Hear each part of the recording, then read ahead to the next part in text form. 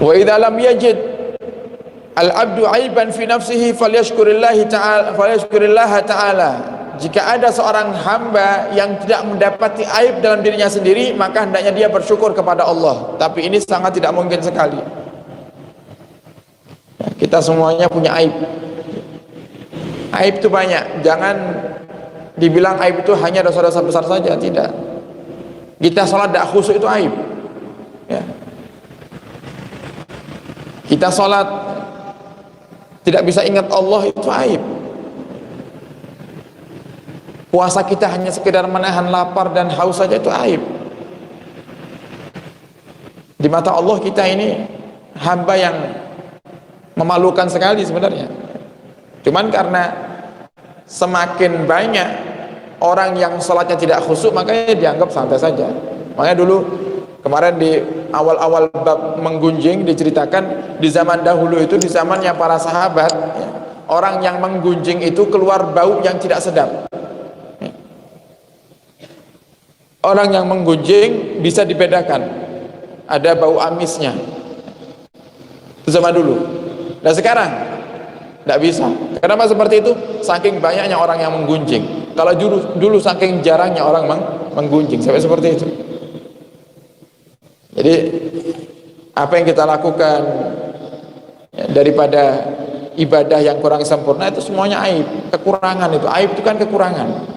Ibadah kurang sempurna, ya itu yang harus kita fokuskan. Daripada kita ngurusi orang, yang mending ayo kita pikirkan gimana caranya sholat kita khusyuk. Daripada ngurusi orang lain, mending kita ngurusi diri kita, kira-kira yang kita ucapkan ini sudah benar apa belum. Jangankan menggunjing, ya, banyak ngomong aib. Banyak ngomongnya tidak gunjing, tapi suka ngomong kesana kemari. Itu juga aib dalam agama. Nah, sekarang gimana caranya kita supaya menjadi orang yang tidak banyak ngomong? Nah, itu yang perlu kita pikirkan. Jangan mikirkan aibnya orang. Jadi kata Imam Ghazali, ya ini husnudzannya Imam Ghazali, kalau emang ada di antara kalian yang tidak mendapati aib dalam diri kalian sendiri, maka bersyukurlah kepada Allah dan jangan kau kotori dengan bi'a'dhamil uyub, dengan aib yang paling besar. Kamu sudah bersih ini, jangan kamu kotori dengan aib yang paling besar. Apa itu aib yang paling besar?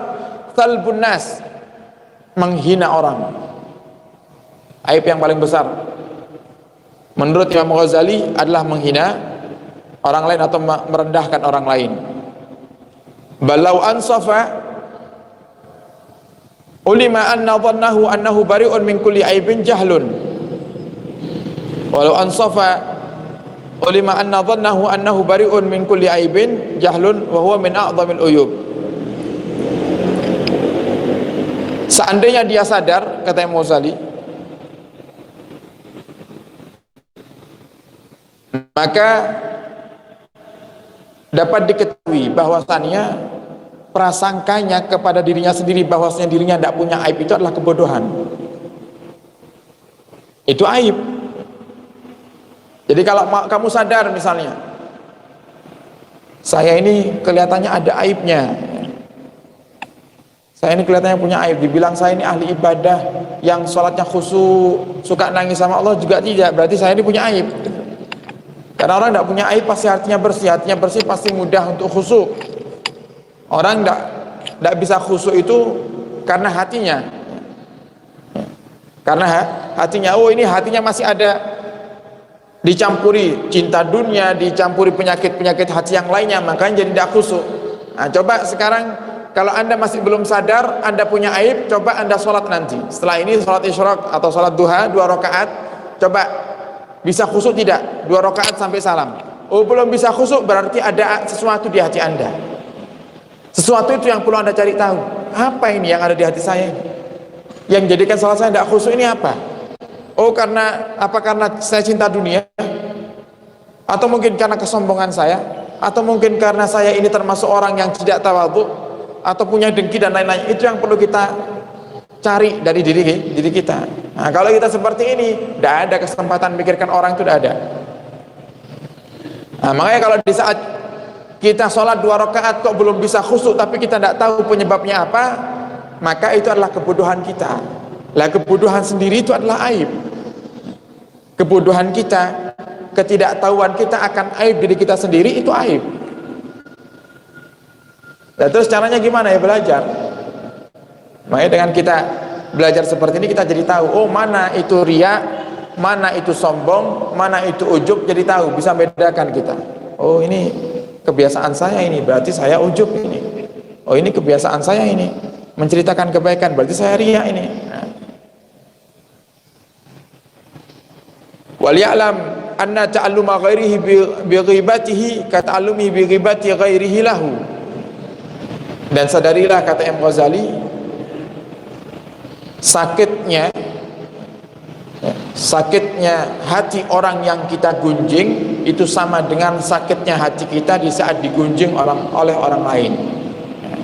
Jadi kalau kamu mau menggunjing orang, coba pikirkan kira-kira hatimu kalau digunjing biasa-biasa aja, atau marah, atau sakit hati. Tidak marah tapi sakit hati, pegel di hati.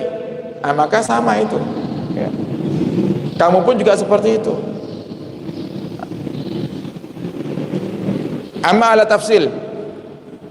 Yang kedua, cara mengobati penyakit menggunjing yang diperinci satu persatu. Falyaqta'is sabab al-ba'is lahu.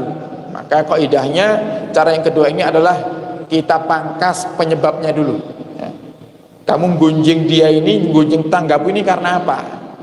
Oh karena dengki, ada iri, lihat tetangga punya motor baru, pegel di hati, akhirnya menggunjing. Cara mengobatinya gimana? Dengkinya hilangkan dulu, baru kamu tidak bakal gunjing. Kalau dengkinya tidak kamu hilangkan, ya terus kamu akan gunjing. Jadi kaidahnya yang tafsir itu seperti itu. Nah, cuma dijelaskan sama Imam Ghazali nanti satu persatu. Kalau dengki cara memangkasnya seperti apa. Fa amal ghadab fa yu'aliju bi khaufi an yumdiyallahu ghadabahu alaihi bi tiraihi ala nahyih.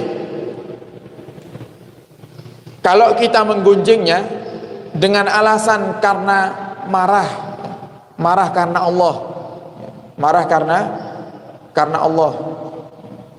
Contoh tadi kisah itu, saya benci dia karena Allah, karena dia termasuk peminum minuman keras. Jadi karena marah karena Allah, akhirnya ngunjing. Gimana caranya? Cara mengobatinya adalah dengan menumbuhkan rasa takut di dalam hati. Jangan sampai gara-gara aku menceritakan ini kok Allah marah sama aku, akhirnya aku besok yang jadi peminum minuman keras. Naudzubillah. Dan itu bukan hal yang mustahil. Fakama tadinu tudan. Sebagaimana kamu berbuat, begitulah kamu akan diberi oleh Allah, dibalas oleh Allah Subhanahu wa taala. Jadi kalau kita saat ini menggunjing anak orang lain yang berzina, besok anak kita yang zina, naudzubillah. Kalau hari ini kita menggunjing orang yang minum minuman keras, besok kita yang minum minuman keras, naudzubillah. Hadirkan perasaan ini dalam hati, biar tidak mudah menggunjing orang yang bermaksiat kepada Allah Subhanahu wa taala.